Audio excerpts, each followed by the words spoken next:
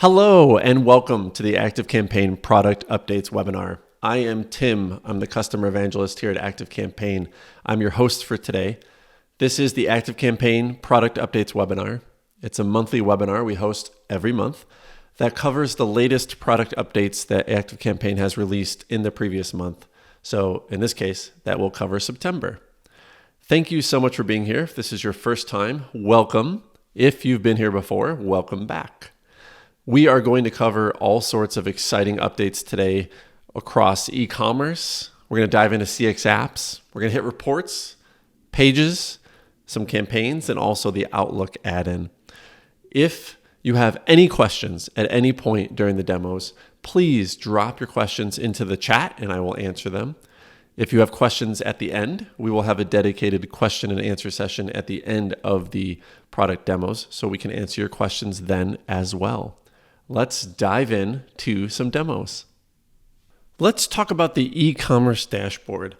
If you have an e-commerce integration connected to ActiveCampaign, when you're on your home screen of your ActiveCampaign account, it'll say marketing at the top and e-commerce. When you click e-commerce, you'll be brought to where I am right here, the Ecommerce Dashboard. Now, if you've used this dashboard before, it might look different when you're looking at my screen right now. And that's because it is different.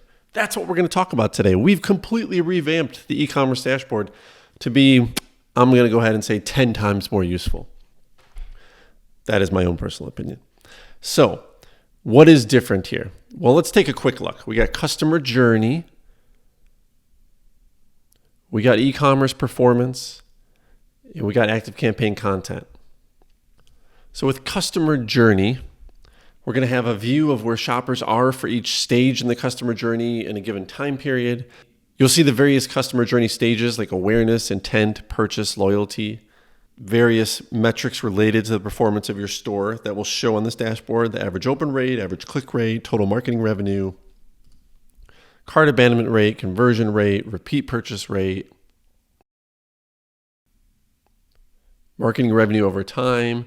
And then there'll be individual revenue and open and click rate data per each campaign that you have, and also automations.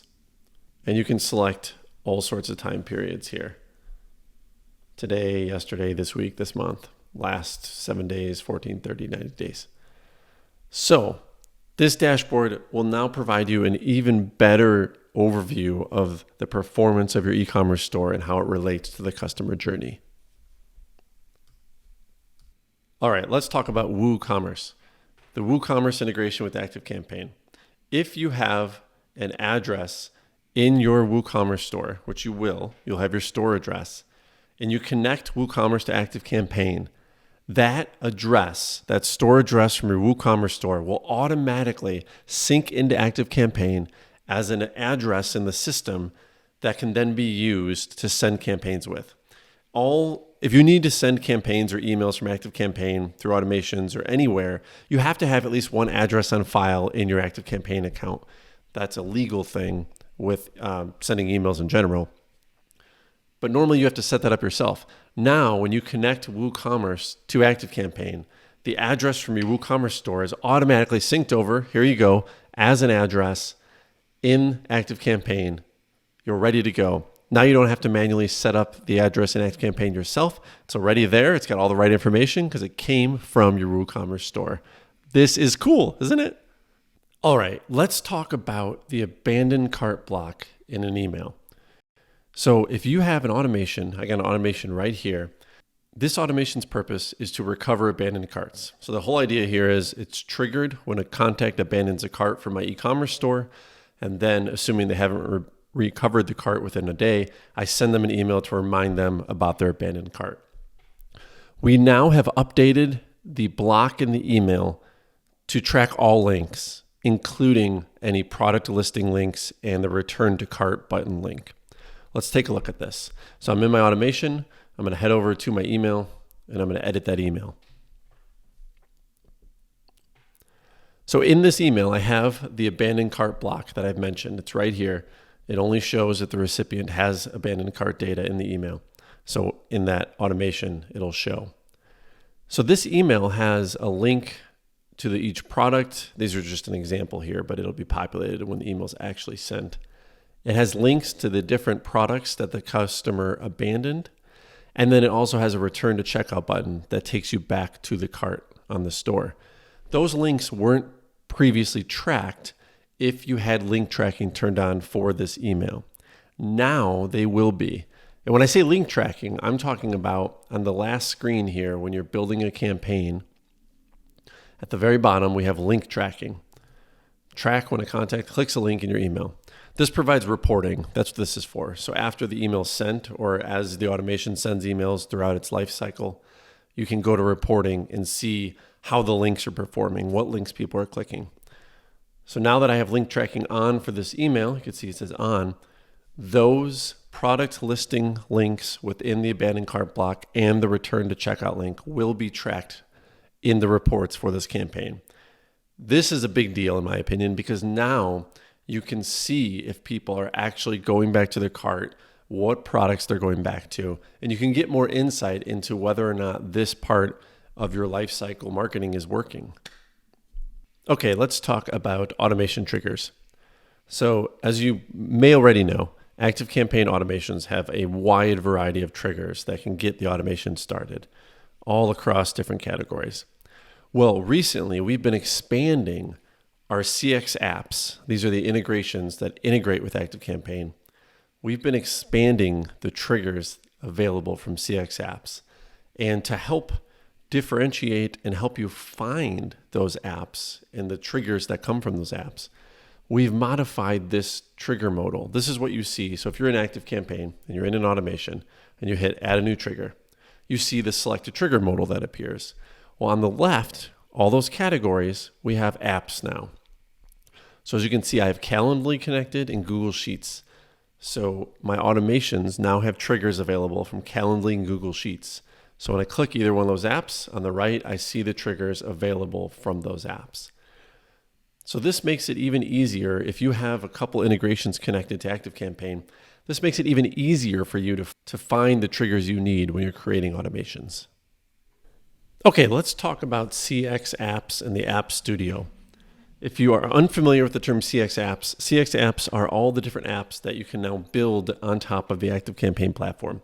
So many of you are out there building integrations and apps today. Thank you. And many of you are out there using those apps built by the rest of you. So thank you as well. If you are one of the builders, the publishers, this is for you.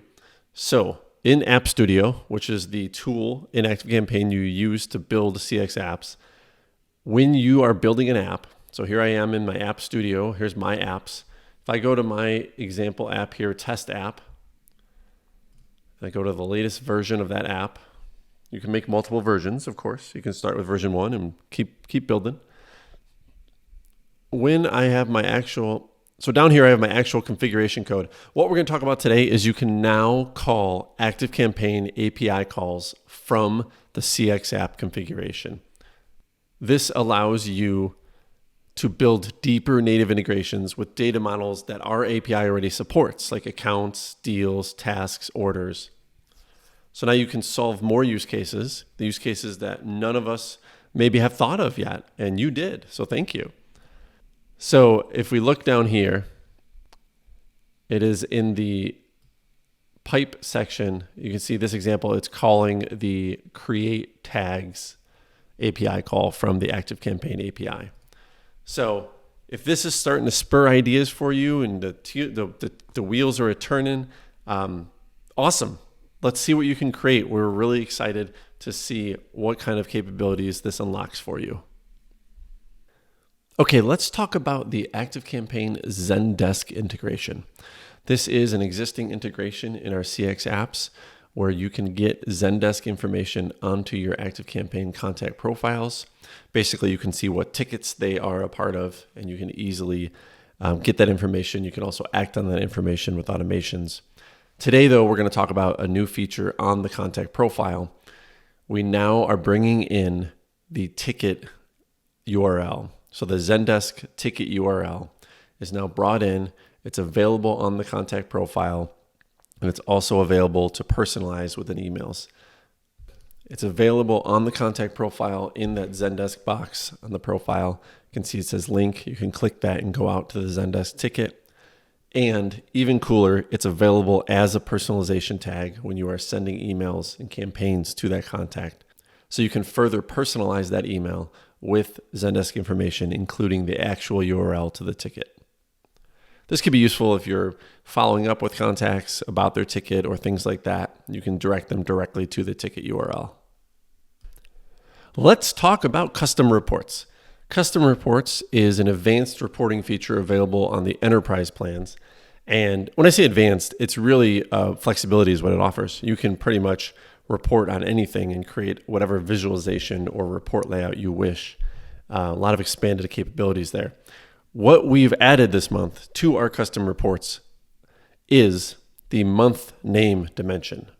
So what is the dimension? So when I go here to contacts, for example, and I see there's date created, these are the different dimensions that I can use to organize my data by. There is now the created month name. Month name is available on all dates now. So here's the tag application month name. This is great if you're creating like a year-on-year report and you need to have the month name. So a small little update, but a big one, because this is another incremental update to our custom reports that continues to make custom reports more and more flexible. Okay, let's talk about Pages. Pages is ActiveCampaign's one of our more recent products that enables you to build landing pages in ActiveCampaign. It's come a long way since we launched it. It continues to be iterated on, and it continues to be loved and very, very useful. I've used it actually myself for a couple different projects here at ActiveCampaign. It's a great way to get a beautiful page spun up, get sign-up forms, and I've been able to embed videos. It's really cool. So what are we going to talk about today? We're going to talk about branding. And what I mean by branding is in your ActiveCampaign account, you can actually turn off, you can basically white label the ActiveCampaign account, and you can turn off any ActiveCampaign related branding. So if you look at this, the page I'm on now, this account in the top left, that's not an ActiveCampaign logo, that's a custom logo.